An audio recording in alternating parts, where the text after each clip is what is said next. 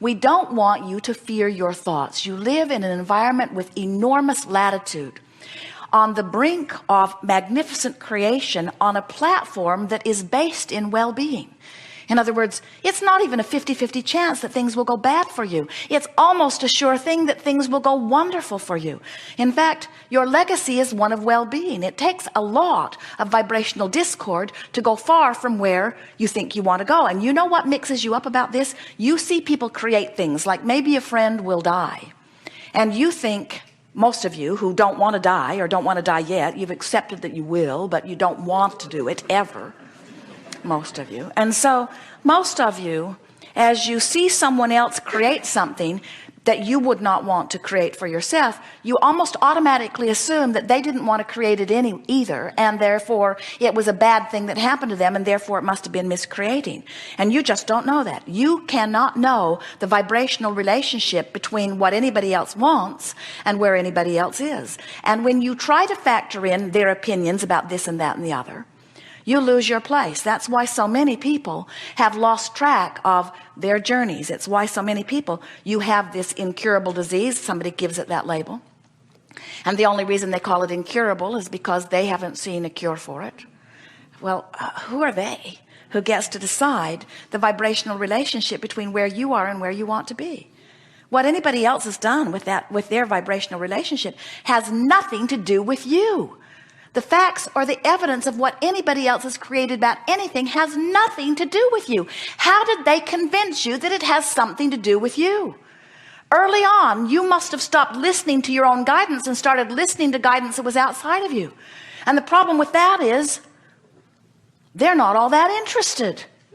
They can't stay undividedly focused upon you and the elements of your experience. You want them to, you expect them to.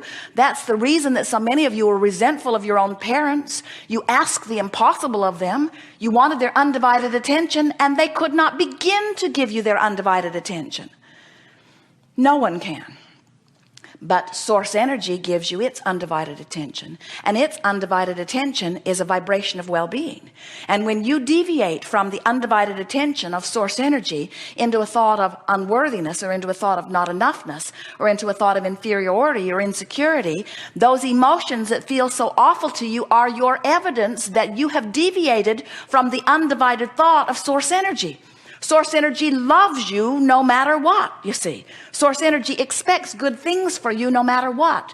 And when you focus other than that and beat the drum of something long enough that you activate a vibration within you where you don't let the well-being in that you want and deserve, then you vibrationally deviate from your source. But your source never forsakes you. Your source, it never lets go of you. Your source never stops focusing upon you. But sometimes you get out of range. You would never...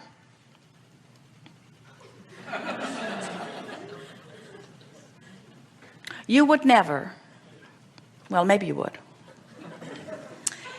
You don't look at people who are sick and feel guilty that you have not given up some of your wellness for them, do you? You never say, I've been well for so long, I think I'll be sick for a while, so that somebody else can be well. You don't see that as any relationship. You don't think that there's a pile of wellness and you're using up more than your fair share. Instead, you accept that your relationship with wellness and somebody else's relationship with wellness is your own individual things. And we want you to understand that it's true of all things. It's true of all of the resources of well-being. You are an extension of source energy. And as an extension of source energy, you have access to the full flood of source energy. You don't set your radio dial on 6:30 a.m. and expect to hear what's being broadcast on 98 FM. They are different frequencies. You would never even expect such a thing. You understand that vibrational relationship. So our question is, how could you set your vibration on something that feels like disappointment and expect to receive something that feels like elation? They are different frequencies. So today we are eager to talk with you about anything that is important to you. There is no subject that is off limits. You will notice a very comfortable and logical unfolding. Sometimes someone will ask your question for you, and that's a big benefit to you, because it will be easier for you to hear your answer if you are not sitting in the hot seat. You have some things you want to talk about? You do. Have you been listening to us for a while? You understand you are the creator of your own experience, and you understand that the benefit that you will derive here today is in improving the vibrational relationship between where you are and where you want to be. So that will be our emphasis as we're moving forward. Good. Begin right here. The basics in my life feel really good. My marriage and family, my work, my health, my living situation. And at this point in my life, all my desires focus into one thing, and that is I really want to know my connection to the source. I believe it intellectually, but my consciousness behaves as if deep down it still thinks I'm separate. Is there anything you can say that will help me to know my connection? Well, do you think that you really feel separate, or do you think that you have so gradually come into alignment that your vibrational relativity is just not so discernible? I'm not sure I understand. Could you say it in a different way? Jerry and Esther have purchased a magnificent new monster bus. It is the most extravagant, extraordinary contraption imaginable. And they picked it up in the middle of the month of February. So they've had it for a few months now. And Jerry commented the other day that it has been stunning to him. Now, they love it. They love how it drives. They love how it looks. They love how it feels. It has added a sense of ease and well-being to their very busy life experience, and they are appreciating it enormously. But Jerry cannot help but notice that when he first saw it, it knocked him over.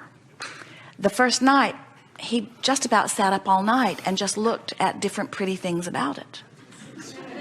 And he and Esther would sit in this chair and look, and this chair and look, and lay on the floor and look up, and stand up and look down, and go over here and look over here, and go over here and look over here. They just could not believe the workmanship and the beauty of the thing. And now it's just the place they live. They have adjusted to it. It looks normal to them. And they will get into a campground, and as people come into the campground, there is a circle of cars circling their coach, and people giving them thumbs up and taking pictures and pointing at it. In other words, it's stunning to them. And Jerry and Esther are startled over and over again because they have forgotten how it felt to them when they first saw one. They have circled many parks and looked at many buses, but they've lost that vibrational relativity because they've moved into it and have adjusted to it, and now they can't feel the difference of it. You see what we are getting at? Mm-hmm. And we think that happens to a lot of you who have gradually come, sometimes through the reading of one of our books or someone else's, sometimes through the listening to one of our tapes or someone else's. You have gradually come into vibrational alignment with that which you are, and it's happened so incrementally and so naturally that you are now so up to speed with who you are, and we think you're looking for something that is different than it really is. You know, I had I think I understand what you're saying. I had along my journey a few moments here and there where the clouds seemed to part and where I experienced myself as source. But you see, when those clouds part and you see yourself as source, you've had a big jump in vibration that you never acclimate back to again. In other words, when you have those out-of-body experiences, or when you have those moments in meditation, or when you have those goosebumps or those ahas or those feelings of appreciation that feel like you're turning inside out, you've jumped into a vibration that's just beyond that which is normal to you, but you never go back to where you were before, you see. And so the thing that we want you to hear, and so many of you, is that you have been gradually acclimating to the vibration that is, when Esther first began receiving us, she felt like she had her toe in a light socket, because you all were summoning, and Jerry was summoning more of the Abraham vibration through Esther than she was vibrationally up to speed with. Over all of these years, nearly 20 now, Esther has become a vibrational match to Abraham. She can get in alignment with us very quickly. And so Esther doesn't feel the swooning that she once felt. She doesn't feel the electricity pulsing through her. It doesn't make her feel exhausted. It energizes her. In other words, she's acclimated to the energy. And we want you to know that you are acclimating more to it than you are giving yourself credit. There are a lot of you. Let's take a little bit different tact on this. You'll hear this easily. Sometimes a person will say, I now don't know what I want. And the reason that they will say that is because they are associating the word wanting, or the experience of wanting, with a strong feeling of yearning that they used to feel when they wanted something that they didn't think they were going to be able to get. So what we want you to hear is, that's not wanting, that's yearning. Wanting something that you don't think you're going to get is a different feeling than wanting something that you know you're going to get. You following us? So when you want something that you know you're going to get, that feels like expectation. That feels like enthusiasm. When you want something that you don't know you're going to get, that feels like yearning. But that is what most people think wanting is. And we think similarly, that you think connection to source is something that feels different. You think that it is that feeling of jumping vibration and that feeling of extraordinary elation that comes. And we want you to know that connection with source energy feels like, oh, that's interesting. Oh, that's fascinating. Oh, that's lovely. Oh, that's exciting. Oh, that's fabulous. In other words, when it's like, imagine being in an airplane. You're at 50,000 feet. You're going 600 miles an hour across the airways. And you look out your window and you see the landscape going by, and everything in your world is in perfect order. Put that same airplane on the ground at that speed. A whole different experience. So what happens to you is that you acclimate to the higher vibration, and then you think because you're not having the rough ride that you once have, that you're not making progress, you see. And we want you to understand that you are closer to that connection than you're giving yourself credit for, which leads us to the most important part of the answer that you're looking for. You cannot get more of something you want by pointing out you don't have enough of it. Let that be the title of the next book. You can't get more of something that you want by pointing out that you don't have enough of it. Enough money, enough love, enough clarity, enough connection, enough of anything. Because whatever you're saying, whatever you're focused upon, is what you're holding in your as activation.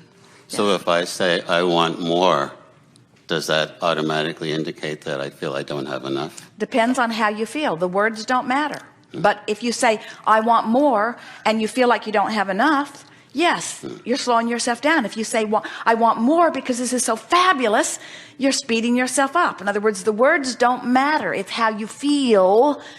You can tell by the way you feel. So are you yearning for this connection, or are you pleased about the connection and looking forward to it being deeper? And that's the thing, that's the stance you want to have relative to everything. I'm satisfied with where I am and eager for more. Because in the moment that satisfaction turns to dissatisfaction, you offer a vibration that prevents it from coming. And people worry. They say, but if I'm satisfied, won't the universe say, oh, they're satisfied, they don't need any more? And we say, it doesn't work like that. The universe is not divvying things out as if there's some sort of shortage. You get everything that you want relative to everything. And the more you want, the bigger the universe becomes. Look at your economy today. It didn't get bigger because somebody trucked in more stuff from other places. Your economy is expanding because your ideas are expanding. Your desires are expanding. It will always be that way. There are enough resources for you to infinitely receive. Yes. Thank you. Yes, indeed.